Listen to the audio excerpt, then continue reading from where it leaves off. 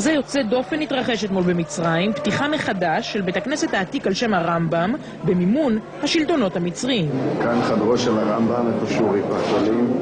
איש ההלכה והמחשבה רבי משה בן מימון הרמב"ם היה גם רופא כאן במצרים לפני כ-800 שנים, אז חיה כאן קהילה מפוארת. לאורך השנים ננטש המקום שהפך מלוכלך ומוזנח מאוד. למרות העוינות כלפי ישראל, הוחלט במצרים לשפץ אותו ולחנוך את בית הכנסת מחדש. הוא נמצא באר מים. אומרים כאן לפי המסורת הרמב"ם טבל. רבני חב"ד מישראל, שגרירים של מדינות מערביות וגם הקהילה היהודית המקומית הקטנטנה, כולם הגיעו אמש לשכונת היהודים העתיקה בקהיר לטקס המיוחד. שמע ישראל,